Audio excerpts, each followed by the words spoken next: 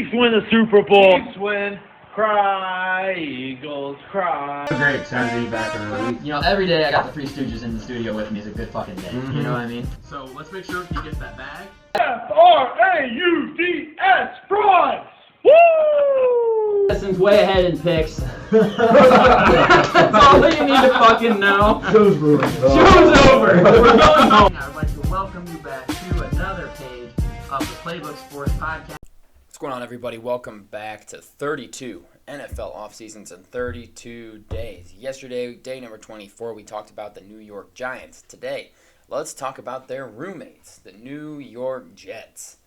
Last year, it was the Buffalo Bills hanging those beautiful preseason Super Bowl champion banners. I hope they're still hanging.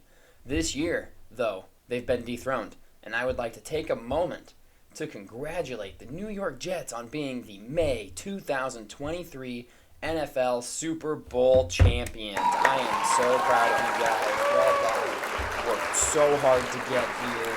I'm sure that their fans and all of the NFL community just so happy for them. All right, down to actual business here. Enough of the Jets slander. I just talked about the Jets a lot. If you want to know how I feel about the Jets in their upcoming season, go watch our YouTube video, Are the Jets Super Bowl Contenders debate that I had with my buddy Matt. I'll link that video for you to all go check out. Last season, the Jets started out really strong, going 7-4 right in the thick of the AFC East race.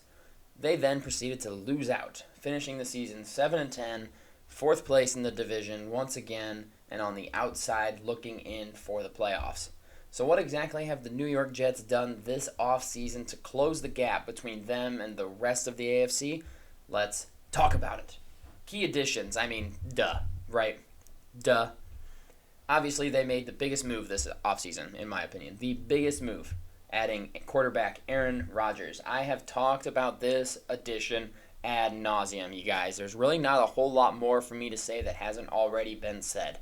At the end of the day, there is no question that he is a big upgrade at the position over Zach Wilson, who I think we can officially label as a bust. When you add an older quarterback that has established relationships with other players in the league, they typically bring that luggage with them. The Jets brought in wide receiver Allen Lazard, and they paid him pretty handsomely. 4 years, $44 million for a wide receiver that has never had 800 receiving yards in a single season. Feels like a slight overpay to me.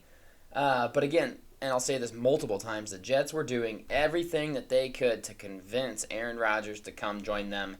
I get it. I do.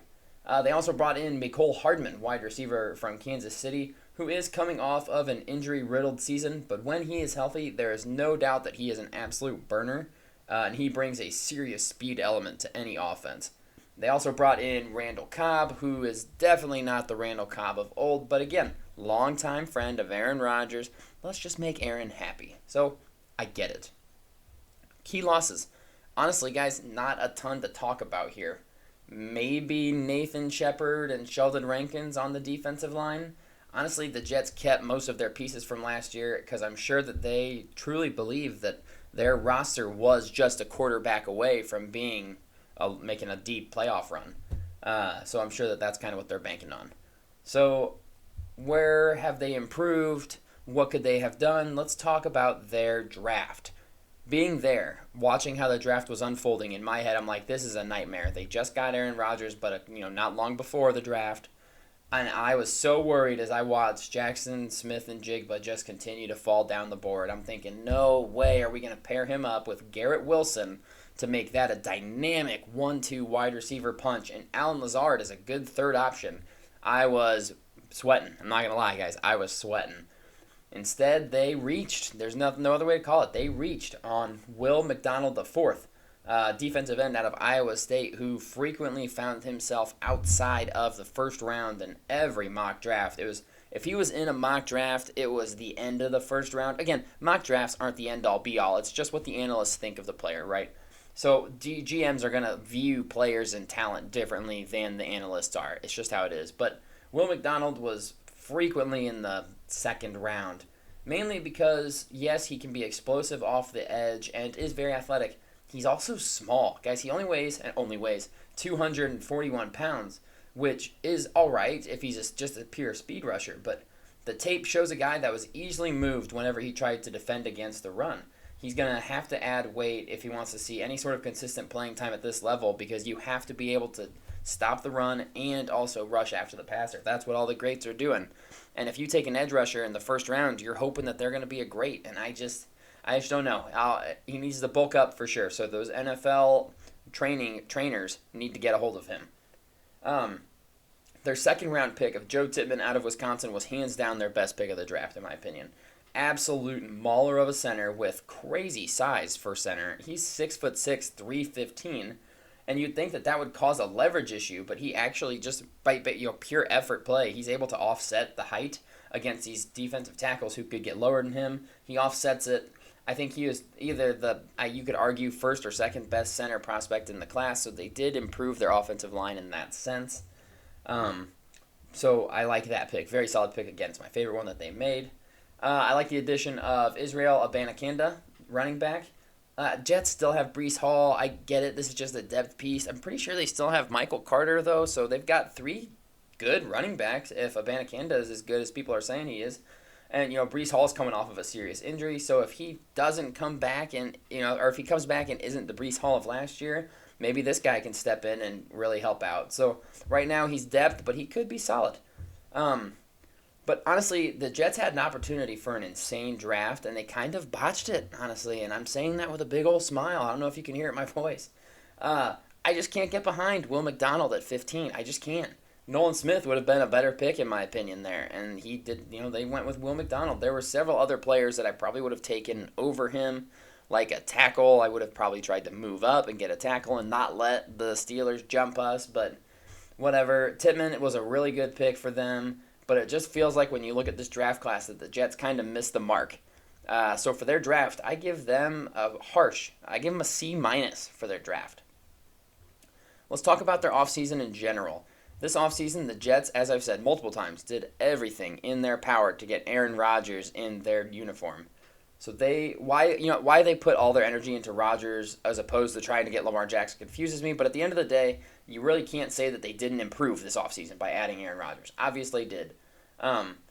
But for some reason, every single team in the AFC has decided that this 2-3 year window here is everyone's team to make a Super Bowl, which just makes it that much harder for everyone to win one. So you have to build up a good roster if you want to do anything. If you have a hole, it will get exploited.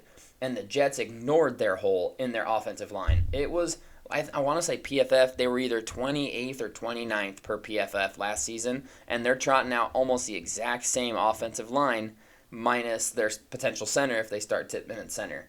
I don't love that for them. And Aaron Rodgers had a great offensive line last year and struggled. Again, go watch that Aaron Rodgers debate video, guys. It was an awesome debate between me and Matt. Really good points brought up on both sides. You'll want to check that one out for sure. And also, I don't like the hiring of Nathaniel Hackett at offensive coordinator. He was really bad in Denver last year, and their offense was bad. If you hire a coordinator to be a head coach, they better at least have the side of the ball that they've been coordinating good. When Vic Fangio went to Denver, his defenses were still very good. No, he was probably overmatched as a head coach.